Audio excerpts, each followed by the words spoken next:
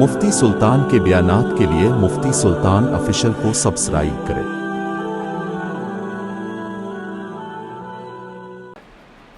دائیں جانب کا حصہ خالی ہے، پیچھے سے آنے والے حضرات سے گزارش ہے کہ دائیں جانب والے حصے میں جا کر جگہ کو پر کریں تاکہ بعد میں آنے والے لوگوں کو جگہ ہو جائے۔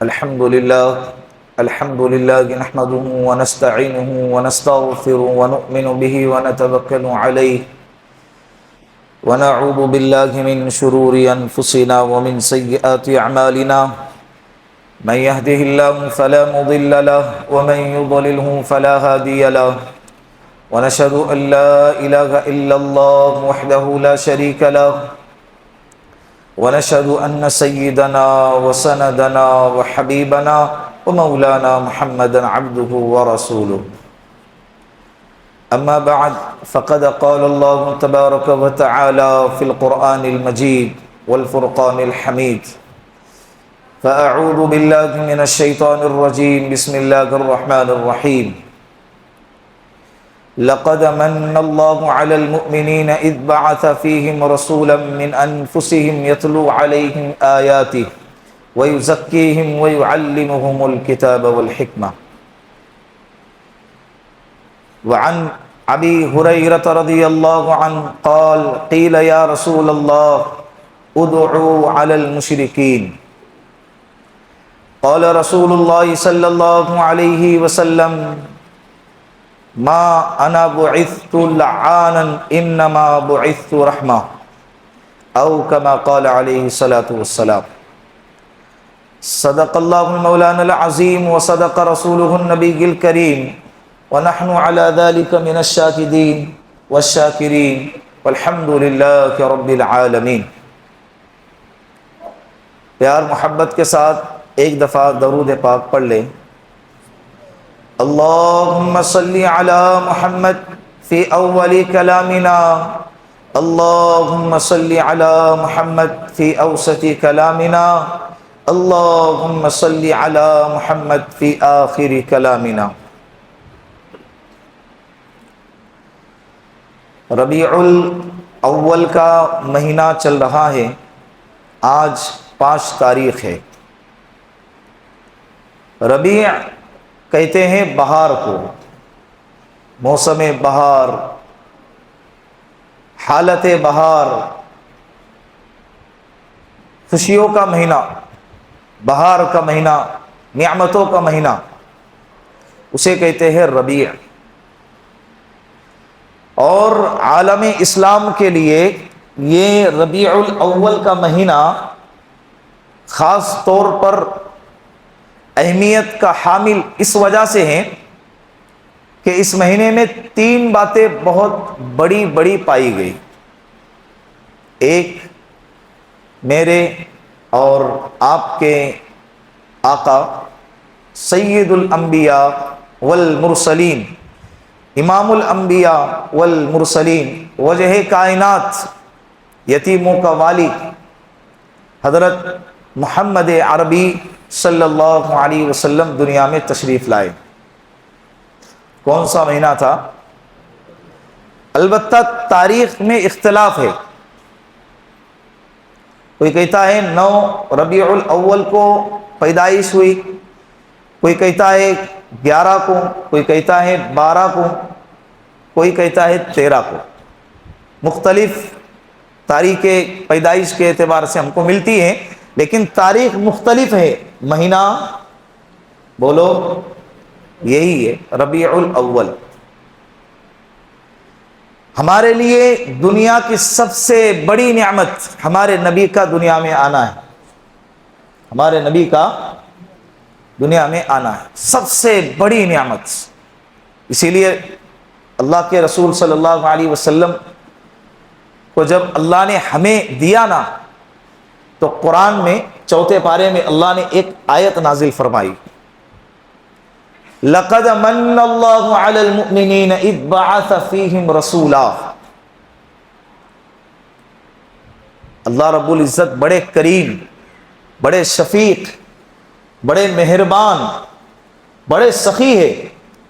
اللہ نے زمین پیدا کی ہمارے لیے، آسمان پیدا کیا ہمارے لیے، آسمان سے بادلوں سے بارش کو برسایا ہمارے لیے، زمین سے اناج کو اگایا ہمارے لیے، دن رات کی تبدیلی کے لیے چاند اور سورج کو پیدا کیے ہمارے لیے، آسمان کی زینت اور خوبصورتی کے لیے اللہ نے ستاروں کو پیدا کیا، کس کے لیے؟ ہمارے لیے۔ ایک دنیا کا ایک نظام اللہ نے چلایا، کس کے لیے؟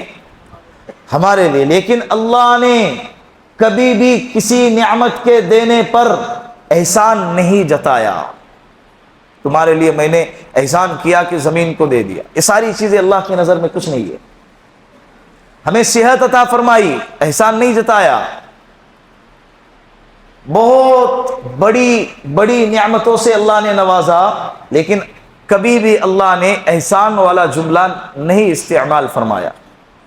لیکن اللہ رب العزت نے اپنے خزانے کا سب سے قیمتی ہیرا، سب سے قیمتی چیز اپنے خزانے کی اس امت کو جب عطا فرمائی تو اللہ رب العزت نے فرمایا لقد من اللہ، اللہ نے کیا فرمایا؟ بولو، احسان فرمایا۔ کیا فرمایا؟ کس پہ؟ علی المؤمنین، ایمان والوں پہ۔ کس پر؟ ایمان والوں پر۔ اور ہم اللہ کا یہ احسان مانتے ہیں۔ ہمیں زندگی جینے کا سلیقہ سکھایا ہے ہمارے نبی نے۔ ایک بہترین سوسائٹی دے کر اللہ کے رسول دنیا سے چلے گئے۔ تو لقد من اللہ علی المؤمنین اذ بعث فیہم رسولا، آگے جملہ کہ اللہ نے ایمان والوں پر احسان کیا کہ ان میں ایک رسول مبعوث فرمایا۔ وہ کون ہے؟ محمد صلی اللہ علیہ وسلم۔ درود شریف پڑھ لو ایک مرتبہ، صلی اللہ علیہ وسلم۔ یہ بہار کا مہینہ ہے، ہمارے نبی کے آمد کا مہینہ ہے۔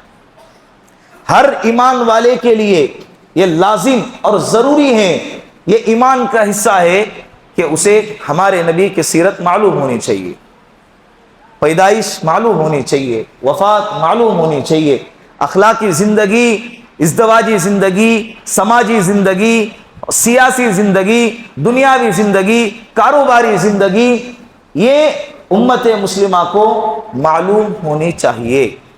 اللہ رب العزت نے اس امت پر مزید احسان یہ فرمایا کہ امت کے ذریعے سے اللہ رب العزت نے ہمارے نبی کے زندگی کے ہر پہلو کو محفوظ فرمایا ہے۔ ہر پہلو کو اللہ کے رسول کے امت کے ذریعے سے اللہ نے محفوظ فرمایا۔ 1,00,000 کم و بیش 24,000 انبیاء علیہ السلام دنیا میں آئے ہیں، لیکن آپ کو جتنی ڈیٹیل، جتنی تفصیل زندگی کا ہر شعبہ ہمارے نبی کا ملے گا، اتنا کسی اور نبی کا آپ کو نہیں ملے گا۔ کتابی شکل میں اور تحریری شکل میں، کتابت کی شکل میں آپ کو ہمارے نبی کے علاوہ کسی اور کا نہیں ملے گا۔ تو ہر مسلمان کے لیے لازم ہے کہ وہ ہمارے نبی کی سیرت کو پڑھے۔ پڑھتے نہیں ہیں، در در کے ٹھوکرے کھائیں گے۔ پڑھیں گے نہیں، نبی کی زندگی معلوم نہیں ہوں گی، سمجھ میں نہیں آئیں گی، اس کا علم ہی نہیں ہوگا، تو اس کے مطابق زندگی کیسے گزاریں؟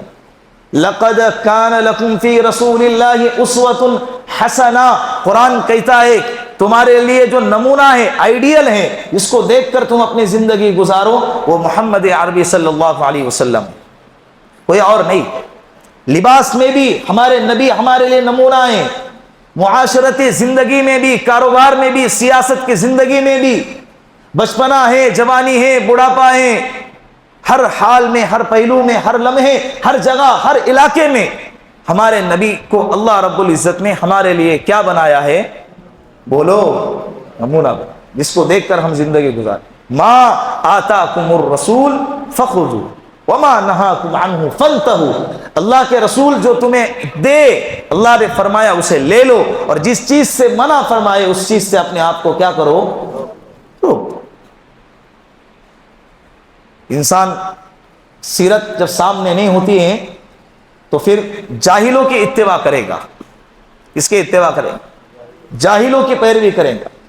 باطل ذہنیت رکھنے والے، لبرلزم کی سوچ رکھنے والے مغربی کلچر کی کیا کریں گا؟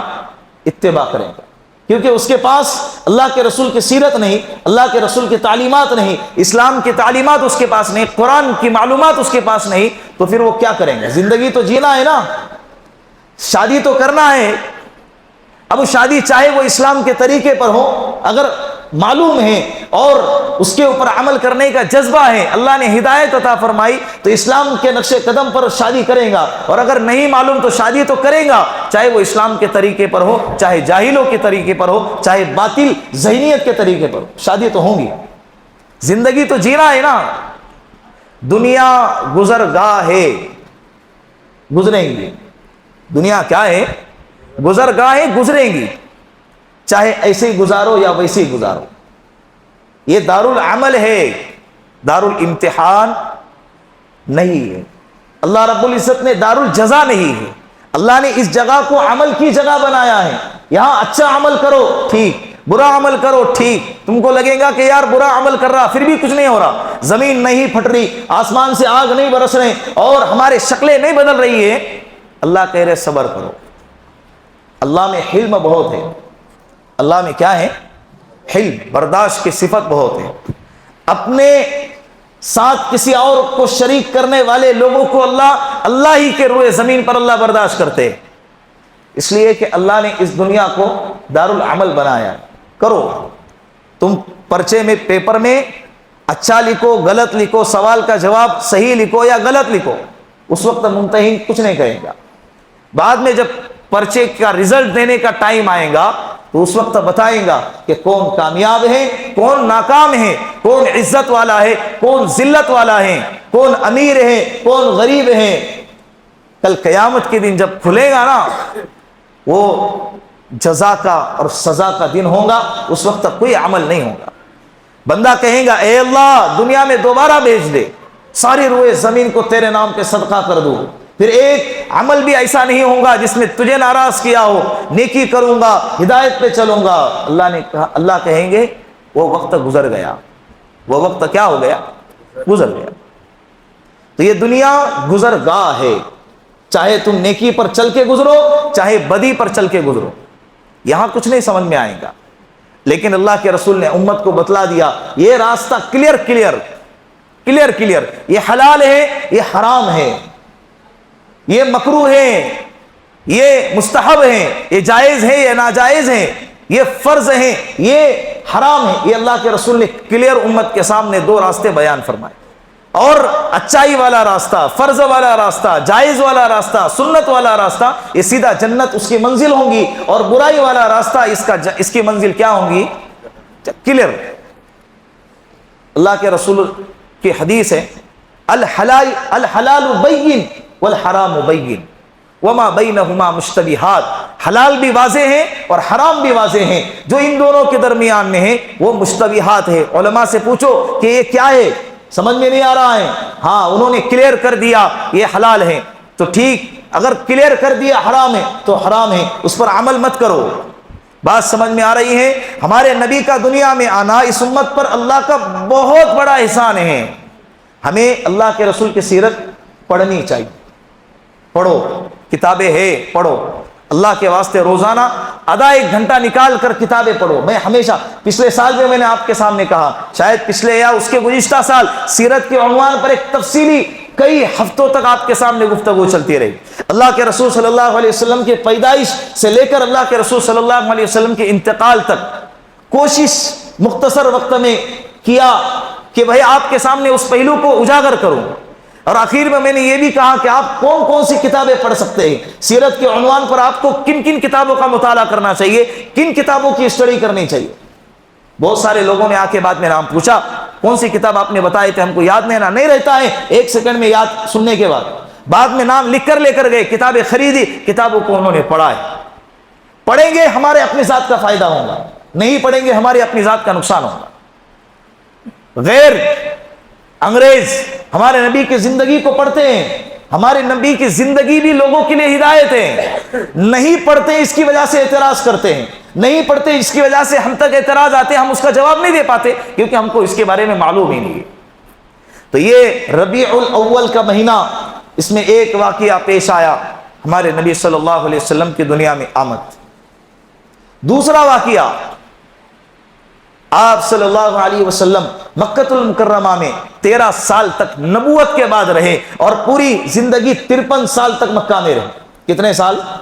نبوت سے پہلے 40 سال اور نبوت کے بعد 13 سال، یہ 53 سال مکہ المکرمہ میں رہے۔ اور یہ 13 سال کا عرصہ جب اللہ کے رسول نے نبوت کا اعلان کیا تو لوگوں سے تکلیفوں کو سہنا پڑا، لوگوں سے مخالفتوں کو سہنا پڑا، لوگوں سے ذلتوں کو سہنا پڑا، گالی گلوچ کی گئی، راستوں میں کانٹے بچھائے گئے اور بدن پر کیچڑ کو ڈالا گیا، بدن پر کچرے کو ڈالا گیا، بدن پر مٹی کو ڈالا گیا۔ سجدے میں اللہ کے رسول مسجد حرام میں ہیں اور ابو جہل کم بخت نے آپ صلی اللہ علیہ وسلم کے کندھے پر اور آپ صلی اللہ علیہ وسلم کے سجدے کی حالت میں اونٹ کی گندی اوجڑی لا کر ڈال دی، جس کی وجہ سے اللہ کے رسول کا دم گھٹنے لگا۔ یہ 13 سال کے عرصے میں یہ ہوا، اور صرف ہمارے نبی کے ساتھ نہیں، ہمارے نبی کے ماننے والوں کے ساتھ بھی یہی حال تھا۔ کبھی دیکھے حضرت خباب کے ساتھ کیا ہو رہا ہے، حضرت سمیہ، حضرت یاسیر رضی اللہ عنہما، حضرت بلال حبشی رضی اللہ عنہ، حضرت صہیب رومی رضی اللہ عنہ، ان کا مال چھینا جا رہا ہے، بیٹے کے سامنے ماں باپ کو شہید کیا جا رہا ہے۔ یہ سب کچھ 13 سال کے عرصے میں ہوا۔ کتنے؟ 13 سال کیا۔ بعد میں اللہ کے رسول صلی اللہ علیہ وسلم نے اپنے صحابہ کو، اپنے ماننے والے کو، جتنے بھی صحابہ تھے، حبشہ کی جانب ہجرت کرنے کا حکم دیا۔ پھر وہاں سے دوبارہ وہاں کے لوگ آئے، پھر دوبارہ ہجرت حبشہ کی جانب کرنے کی نوبت آئی۔ 2 مرتبہ صحابہ کرام میں سے کچھ صحابہ کرام نے حبشہ کی ہجرت فرمائی۔ پھر آخر میں جب اللہ کی طرف سے ہمارے نبی کو حکم ہوا اور جگہ بتائی گئی کہ آپ کو یثرب، ایک علاقہ ہے جس کو آج مدینۃ المنورہ کہا جاتا ہے، مدینۃ الرسول کہا جاتا ہے، شہر مدینہ کہتے ہیں، پاکیزہ مدینہ طیبہ جس کا نام گرا، وہ شہر کے بارے میں حکم دیا گیا کہ آپ صحابہ کرام کو وہاں جانے کی اجازت دو۔ پھر تمام صحابہ کرام مدینۃ المنورہ کی طرف چلے گئے۔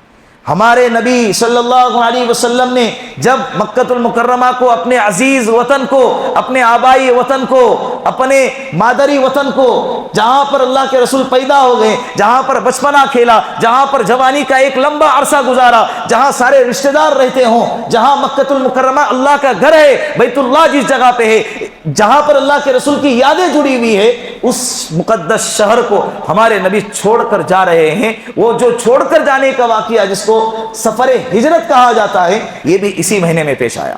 کون سے مہینے میں؟ ربیع الاول۔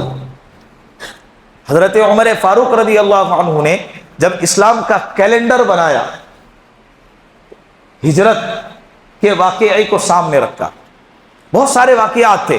بدر مشورہ جب کر رہے تھے، کسی نے کہا کہ بدر کو سامنے رکھ کے کیلنڈر کی ابتدا کی جائے، اسلامی کیلنڈر۔ آج 1447 سال ہو گئے نا، تو اللہ کے حضرت عمر فاروق نے جب مشورہ کیا، کسی نے کہا بدر کے واقعہ یہ یوم الفرقان ہے، اسلام اور باطل کی سب سے پہلی جنگ ہے جس میں اللہ رب العزت نے مسلمانوں کو فتح عظیم عطا فرمائی، تو بدر کو سامنے رکھ کر اسلامی کیلنڈر کا آغاز کیا جائے۔ حضرت عمر رضی اللہ عنہ نے فرمایا نہیں، جنگ کا واقعہ یہ اسلام کی پہچان نہیں بن سکتی۔ پھر کسی نے رائے دی احد کو، کسی نے رائے دی اللہ کے رسول صلی اللہ علیہ وسلم کی پیدائش کو، کسی نے رائے دی اللہ کے رسول صلی اللہ علیہ وسلم کے وفات کو۔ حضرت عمر رضی اللہ عنہ نے فرمایا وفات یہ ہمارے نبی کے وفات کو، غم کو تازہ کرتا ہے۔ ہمارے نبی دنیا سے چلے گئے، یہ ہمارے لیے دنیا کا سب سے بڑا غم ہے، یہ اس غم کو ہر سال تازہ کرے گا، جس کی وجہ سے اس کو نہیں کر سکتے۔ پھر کسی نے رائے دی ہجرت کو۔ حضرت عمر رضی اللہ عنہ نے اس واقعے کو سامنے رکھا، اور اس کی کئی وجوہات ہیں۔ اسلام نے کروڑ بدلا، مسلمانوں کو ترقی عطا ہوئی، اسلام عرب سے نکل کر دوسرے علاقوں میں، روم میں، فارس میں، عراق کے اندر پھیلا۔ یہ ہجرت کے بعد ہوا۔ کس کے بعد ہوا؟ ہجرت کے بعد۔ چند ہزار صحابہ کرام تھے جو ہجرت کے وقت میں مسلمان تھے، لیکن ہجرت کے بعد جب صحابہ کرام کی تعداد بڑھتی گئی تو 10 سال کے عرصے میں 1 لاکھ کم و بیش 24,000 صحابہ کرام تیار ہو گئے۔ 1,24,000 صحابہ کرام تیار ہوئے۔ تو یہ ہجرت تبدیلی تھی۔ صحابہ کو سکون ملا، اللہ کے رسول صلی اللہ علیہ وسلم کو کچھ راحت ملی کہ مکہ والے جو ستاتے تھے اس سے اب ایمان پر اور تعلیم پر، تربیت پر اور صحابہ کرام کو دین کے سکھانے پر ایک وقت ملا، ایک جگہ ملی، ایک پرسکون ماحول ملا۔ جو ماحول ملا اس کا سبب بنا یہ واقعہ سفر کا واقعہ، ہجرت کا واقعہ۔ تو یہ ہجرت کا واقعہ بھی جو پیش آیا وہ کون سے مہینے میں؟ بولو، ربیع الاول کے مہینے۔ اسی طرح ایک تیسرا واقعہ جو ہمارے کلیجے کو چھنی کرتا ہے، وہ میرے اور آپ کے آقا جناب رسول اللہ صلی اللہ علیہ وسلم کا اس دنیا سے پردہ فرمانا تھا۔ اس کی تاریخ میں کوئی اختلاف نہیں، 12 ربیع الاول، 12 ربیع الاول یہ ہمارے نبی صلی اللہ علیہ وسلم کے وفات کا دن ہے، اور مہینہ ربیع الاول یہ سب سے بڑا غم، سب سے بڑا سانحہ تھا جو صحابہ کرام پر قیامت بن کے ٹوٹا۔ صحابہ کرام ہمارے نبی سے اپنے جان، اپنی مال، اپنے رشتہ دار، اپنے ماں باپ سے زیادہ محبت کرنے والے تھے۔ یہ واقعہ جب ان پہ ٹوٹا نا، آپ سوچ بھی نہیں سکتے صحابہ کرام کی کیا کیفیت تھی۔ کوئی صحابی ہے حضرت عبداللہ ابن زید ابن عبد ربی جن کا نام آتا ہے، جن کی وجہ سے ہمیں اس امت کو اذان جیسا تحفہ ملا، جنہوں نے خواب میں دیکھا فرشتے کو کہ یہ ان کے ہاتھ میں ایک سینگ تھا، فرشتے کے ہاتھ میں ایک سینگ تھا جس کو بجایا جاتا تھا۔ یہ حضرت عبداللہ ابن زید ابن عبد ربی ان کے پیچھے پیچھے دوڑے، ان کو سلام کیا اور کہا کہ آپ کے ہاتھ میں جو ہے وہ مجھے عطا کرو۔ وہ فرشتے کہنے لگے کیوں؟ کہا کہ اللہ کے رسول نے کل پرسوں مسلسل مشورہ چل رہا تھا کہ مشورے میں بات آئی کہ مسلمانوں کو نماز کے لیے بلانے کے لیے کون سا طریقہ اختیار کیا جائے۔ کسی نے گھنٹی بجانے کی رائے دی، کسی نے آگ جلانے کی رائے دی، کسی نے اعلان کرنے کی رائے دی۔ تو اللہ کے رسول نے آخر میں کہا سوچو، فکر کرو، غور کرو، اور بعد میں جب کل مشورہ ہوگا آ کر مجھے بتا دینا۔ تو میں چاہتا ہوں کہ یہ آپ کے ہاتھ میں جو بیگل ہے یہ مجھے دے دو، یہ اللہ کے رسول کو عطا کروں گا، یہ آپ بجائیں گے یا کوئی صحابی بجائیں گا تو لوگ نماز کے لیے آئیں گے۔ وہ فرشتے کہنے لگے کہ میں تمہیں ایک ایسا طریقہ بتاؤں جو اس سے کئی گنا زیادہ بہتر ہے۔ وہ کہنے لگے جی ضرور بتائیے۔ تو فرشتے نے حضرت عبداللہ ابن زید ابن عبد ربی سے کہا جاؤ آپ کے نبی سے کہہ دینا اذان کا وقت آ جائے تو اس کلمے کو پکارا کرے، اللہ اکبر اللہ اکبر اللہ اکبر اللہ اکبر اشہد ان لا الہ الا اللہ سے لے کر اخیر تک ساری اذان فرشتے نے ان کو سکھائی۔ جیسے ہی صبح آنکھ کھلی تہجد سے پہلے ہمارے نبی کے دربار میں آئے اور اللہ کے رسول سے فرمایا یا رسول اللہ یہ فرشتے نے میں نے خواب میں دیکھا اور فرشتے نے مجھے یہ کلمات سکھائے۔ اس خواب کی تصدیق حضرت جبرائیل علیہ السلام نے، اس خواب کی خبر حضرت جبرائیل علیہ السلام نے ان کے آنے سے پہلے آپ صلی اللہ علیہ وسلم کو بتا دی تھی۔ جیسے ہی وہ صحابی نے یہ خواب سنایا اللہ کے رسول نے فرمایا قد صدقت، آپ نے کیا فرمایا؟ سچ فرمایا۔ فوراً حضرت بلال رضی اللہ عنہ کو بلایا گیا، ان کی آواز بلند تھی اور ان سے کہا یہ جو کہہ رہے ہیں چھت پہ چڑھو اور چھت پہ چڑھ کے ان کے پیچھے پیچھے ان کے کلمات کو دہراؤ۔ جیسے حضرت بلال حبشی چڑھے اور کہا اللہ اکبر اللہ اکبر، حضرت عمر فاروق رضی اللہ عنہ اپنے گھر میں تھے، انہوں نے جیسی آواز سنی دوڑتے ہوئے آئے اور کہنے لگے یا رسول اللہ یہ کلمات، یہ اذان، یہی جملے میں نے آج رات خواب میں دیکھے ہیں۔ اللہ کے رسول نے فرمایا یہ عمر سبقت عبداللہ، عبداللہ کیا ہو گئے؟ سبقت کر گئے، عبداللہ آگے بڑھ گئے۔ انہوں نے بھی خواب دیکھا، حضرت عبداللہ نے بھی خواب دیکھا، لیکن حضرت عبداللہ آپ سے پہلے آ گئے۔ تو یہ جو صحرا ہے کن کے سر لگ گیا؟ یہ حضرت عبداللہ ابن زید ابن عبد ربی ہیں۔ جب پتا چلا کہ ہمارے نبی کا انتقال ہوا ہے، جنگل میں ہے، اللہ سے دعا فرمائی اے اللہ جن آنکھوں سے آج تک ہمارے نبی کا دیدار کرتا تھا یہ آنکھیں آج کے بعد وہ دیدار نہیں کریں گی، اللہ مجھے ان آنکھوں کی ضرورت نہیں ہے۔ اسی وقت وہ کیا ہو گئے؟ نابینا ہو گئے۔ حضرت علی رضی اللہ عنہ بالکل سکتے میں، خاموشی طاری ہو گئی۔ حضرت عثمان غنی پر غشی طاری ہو رہی ہے، ان کو ہوش میں لایا جا رہا ہے۔ حضرت عمر فاروق رضی اللہ عنہ کا حال یہ تھا، استقلال کے پہاڑ، ہمت کے پہاڑ، دشمن بھی جس کے نام سے تھرا جاتا تھا، شیطان جس کے آنے سے اپنے راستے کو بدل دیتا تھا، وہ عمر جیسا سخت مزاج انسان جس کو لوگ اس وقت میں کافر سخت مانتے تھے، وہ عمر فاروق رضی اللہ عنہ کا حال یہ تھا کہ جب پتا چلا کہ ہمارے نبی دنیا سے چلے گئے، تلوار ننگی لے کر باہر آئے اور کہا کہ جو کہے گا ہمارے نبی دنیا سے چلے گئے اسی تلوار سے اس کی گردن اڑا دوں. یہ صحابہ کرام کا حال ہوگا. ظہر کی نماز کا وقت ہوا, اللہ کے رسول حضرت ابو بکر صدیق رضی اللہ عنہ آئے, نماز کا وقت ہوا, اذان دینے کے لیے کہاں ہے بلال؟ بلال کو تلاش کر رہے تو بلال نظر ہی نہیں آ رہے. ایک صحابی کہنے لگے, حضرت انس رضی اللہ عنہ کہنے لگے, ابو بکر صدیق میں جانتا ہوں وہ کہاں ہیں, میں نے مدینے کے ایک گلی میں ان کو بچے کی طرح دونوں گھٹنوں کو اٹھا کے بلک بلک کے روتے ہوئے دیکھا ہے. حضرت ابو بکر صدیق ان کے پاس گئے, ان کو جب دیکھا معصوم بچے کی طرح گھٹنوں کو اٹھا کے آنکھوں سے آنسو جاری ہیں اور بلک بلک کے رو رہے. حضرت ابو بکر صدیق نے ان کو پکڑا اور سینے سے لگایا اور رونے لگے اور کہنے لگے, اے بلال غم تیرا بھی ہے غم میرا بھی ہے, کیا ہمارے نبی اس بات سے خوش ہوں گے کہ میرے جنازے کے وقت میں اذان نہ دی جائے, میرے جنازے کے وقت میں ظہر کی نماز نہ پڑھائی جائے؟ اے بلال, ہمارے نبی دنیا سے چلے گئے لیکن ان کی تعلیمات پر عمل کرنا یہ ہمارے لیے ضروری ہے. حضرت بلال کہنے لگے, میں غلام تھا, مجھے کوئی پوچھتا نہیں تھا, مکہ کی گلیوں میں گھسیٹا جاتا تھا, میرے نبی کے برکت سے اللہ نے مجھے مؤذن رسول بنا دیا,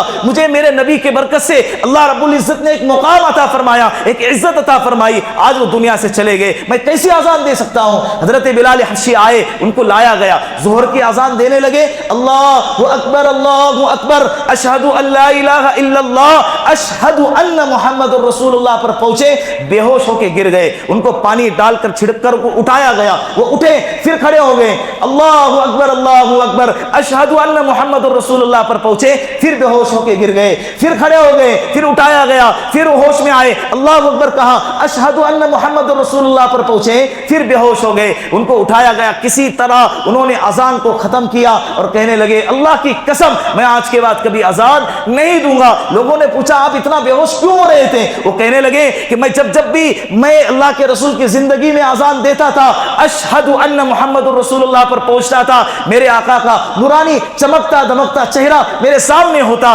آج میں اشہد ان محمد رسول اللہ کہہ رہا ہوں, میرے نبی کا جنازہ میرے سامنے رکھا ہے, میں کیسے بے ہوش نہ ہوں, میں کیسے برداشت کر سکتا ہوں؟ یہ صحابہ کا حال تھا. 12 ربیع الاول, 12 وفات جس کو کہتے ہیں, یہ وہی ربیع الاول کا مہینہ ہے. ہمارے استاد محترم کا انتقال ہو گیا, مولانا یعقوب صاحب رحمۃ اللہ علیہ, جن کے پاس ہم نے قرآن کا ترجمہ پڑھا ہے, موطا امام محمد جن کے پاس ہم نے پڑھی ہے. وہ جب ان کا 55 سال کی عمر میں انتقال ہوا, بڑی بڑی کتابیں پڑھاتے تھے اور مدرسے کے محتمین تھے, دوسرے مدرسے میں جا کر باقاعدہ بخاری شریف پڑھاتے تھے, کئی مدارس کے سرپرست تھے, خوش مزاج, اچھے اخلاق والے, بڑے اللہ والے. حضرت مولانا ابرار صاحب ہردوئی رحمۃ اللہ علیہ کے خلیفہ مجاز تھے. 55 سال کی عمر میں ان کا انتقال ہوا. مدرسے والے بچے یتیم ہو گئے, غم کا پہاڑ ٹوٹ گیا. بچوں کو اپنے باپ سے زیادہ یہ مولانا یعقوب صاحب رحمۃ اللہ علیہ سے محبت, اتنی محبت کرتے تھے بچوں کے ساتھ اور بچے ان کے ساتھ. جیسے ماں باپ کے ساتھ بچے ضد کر کے کوئی چیز کا مطالبہ کرتے ہیں نا, اسی طرح ہم ان کے ساتھ مطالبہ کرتے تھے. ان کا جب انتقال ہو گیا تو ایک ہفتے کے بعد تعزیتی مجلس منعقد کی گئی. جو لوگ غم میں ڈوبے ہیں ان کے تسلی کے لیے جو جملے بولے جائے اس کو کہتے ہیں تعزیت. کیا کہتے ہیں؟ تعزیت. حضرت شیخ الحدیث مولانا حنیف صاحب دامت برکاتہم العالیہ, شیخ یونس جون پوری رحمت اللہ علیہ کے شاگرد بھی ہیں اور خلیفہ بھی, آج حیات ہیں, کھروڑ میں بخاری شریف پڑھاتے ہیں. یہ اس وقت بیان کرنے کے لیے آئے تھے, مجلس میں بیٹھے ہیں, اور مولانا یونس صاحب جون پوری رحمت اللہ علیہ اس وقت حیات تھے. 2016 کی بات کر رہا ہوں, 2016, آج تقریباً 9 سال ہو گئے. مولانا یونس صاحب شیخ یونس جون پوری رحمت اللہ علیہ وہ بزرگ ہیں جن کو حضرت شیخ زکریا رحمت اللہ علیہ نے اپنے سہارنپور کے اندر مظاہر العلوم مدرسہ ہیں, وہاں پر اپنے مسند پر اپنے شاگرد شیخ یونس صاحب رحمت اللہ علیہ کو بٹھائے اور مدینہ منورہ کی طرف ہجرت کر کے چلے گئے. شیخ زکریا رحمت اللہ علیہ, جس نے موطا امام مالک کی شرح لکھی ہے, اوجز المسالک, فضائل اعمال, فضائل صدقات, یہ امت کے لیے انہی کی دین ہے. کئی کتابیں لکھی ہیں شیخ زکریا رحمت اللہ علیہ. انہوں نے اپنے مسند پر شیخ یونس کو بٹھایا. وہ شیخ یونس اس وقت میں حیات تھے. مولانا حنیف صاحب, شیخ حنیف صاحب لاہور لوہاروی دامت برکاتہم العالیہ, لوہارا کے رہنے والے تھے اس لیے ان کو لوہاروی کہتے. وہ آئے اور بچوں کے سامنے بیٹھے اور بچوں کو کہنے لگے کہ میں آج صبح جب ادھر آ رہا تھا تو میں نے میرے شیخ یونس صاحب کو میں نے فون پہ بتایا کہ حضرت مولانا یعقوب صاحب رحمۃ اللہ علیہ کا انتقال ہو گیا ہے۔ مولانا یعقوب صاحب کا اور شیخ یونس کا بھی ایک گہرا تعلق تھا، سال میں 1-2 دفعہ مولانا یعقوب صاحب ان کو سہارنپور سے ادھر بلاتے تھے، گجرات سورت میں۔ تو جیسے ہی انہوں نے سنا فون پہ تو شیخ حنیف صاحب کہنے لگے کہ میں نے شیخ یونس کو جب کہا کہ مولانا یعقوب صاحب کا انتقال ہو گیا ہے تو شیخ یونس صاحب نے ایک آہ بھری ہے، میرا ایک عزیز تھا جو دنیا سے چلا گیا۔ کیا کہا؟ میرا ایک عزیز تھا جو دنیا سے چلا گیا۔ پھر اس کے بعد ایک جملہ استعمال فرمایا، حضرت شیخ کہنے لگے حنیف صاحب جو میرے اور آپ کے تسلی کے لیے کافی ہے، میرے اور آپ کے تسلی کے لیے کافی ہے۔ شیخ یونس صاحب کہنے لگے اے حنیف میرا ایک عزیز تھا دنیا سے چلا گیا۔ پھر ایک جملہ استعمال فرمایا، اے حنیف میرے نبی کے مرنے کے بعد کیا میرے باپ کا مرنا اور کیا میری ماں کا مرنا۔ کیا جملہ استعمال فرمایا؟ میرے نبی کے دنیا سے جانے کے بعد، میرے نبی کا دنیا سے پردہ فرمانے کے بعد کیا میرے باپ کا مرنا اور کیا میری ماں کا مرنا، کوئی غم نہیں۔ اب کوئی غم، جب اتنا بڑا غم کا پہاڑ اس امت نے سہ گئے، اس کے بعد اب کوئی، جب نبی کو دنیا سے جانا ہے تو اب کون بچنے والا ہے بتائے؟ ہمارے نبی یہ واحد انسان ہے جس کو اختیار دیا گیا تھا، اے نبی جی آپ کو جتنا اس دنیا میں رہنا ہے اتنا رہ لو۔ اللہ کے رسول نے فرمایا، پھر اس کے بعد قرآن کی آیت انک میت و انہ میت، آپ کو بھی پھر دنیا سے جانا ہے اور جو ہے سب کو دنیا سے جانا۔ اللہ کے رسول نے فرمایا جتنے بھی سال رہنا ہے اس کے بعد دنیا سے جانا ہی ہے، تو تب جانے کے بجائے، اسی لیے اللہ کے رسول نے فرمایا ایک بندہ تھا جس کو اللہ نے اختیار دیا دنیا میں رہنا ہے تو دنیا میں رہ لے، یا اللہ کی صحبت کو اختیار کر لے، یا آخرت کی زندگی کو اختیار کر لے۔ اس بندے نے آخرت کی زندگی کو اختیار کر لیا۔ حضرت ابوبکر صدیق پھوٹ پھوٹ کر رونے لگے، صحابہ کہنے لگے یہ رونے کی کیا بات تھی؟ حضرت ابوبکر صدیق نے فرمایا جس بندے کو اختیار دیا گیا کہ دنیا میں رہنا ہے یا دنیا میں رہ لے، یا آخرت کو پسند کرنا ہے یا آخرت کو چن لے، تو وہ بندہ کوئی اور نہیں، وہ بندہ کون ہے؟ میرے اور آپ کے آقا جناب رسول اللہ صلی اللہ علیہ وسلم۔ تو یہ مہینہ ربیع الاول کا مہینہ ہمارے نبی کے پیدائش کا مہینہ ہے، ہمارے نبی کے وفات کا مہینہ ہے، یہ مہینہ ہجرت کا مہینہ ہے۔ ہمیں اعتدال کے ساتھ زندگی گزارنا ہے، ان باتوں پر عمل کرنا ہے جن کو اللہ کے رسول نے کہا، ان باتوں سے رک جانا ہے جن سے اللہ کے رسول نے ہم کو منع فرمایا۔ خرافات، بدعات، رسومات، یہ بہت سارے لوگ محرم کے مہینے میں، ربیع الاول کے مہینے میں اتنے خرافات کرتے عشق کے نام پر، محبت کے نام پر، جو کہ شریعت کے نقطہ نظر سے بالکل کفریہ عمل ہے، شریعت کے نقطہ نظر سے بالکل حرام عمل۔ انشاءاللہ اس ٹاپک پر اس پر مستقل ایک تفصیلی گفتگو آئندہ جمعہ کو اگر زندگی باقی رہی تو آئندہ جمعہ کو آپ کے سامنے بیان کیا جائے۔ آئندہ جمعہ یہ 12 ربیع الاول ہی کا آ رہا ہے۔ اللہ رب العزت مجھے اور آپ کو ہمارے نبی صلی اللہ علیہ وسلم کی سیرت کو پڑھ کر اس پر عمل کرنے کی اور اس پر زندگی گزارنے کی اللہ توفیق عطا فرمائے۔ وآخر دعوانا ان الحمد للہ رب العالمین۔ صفحے درست کرے، بیچ میں خالی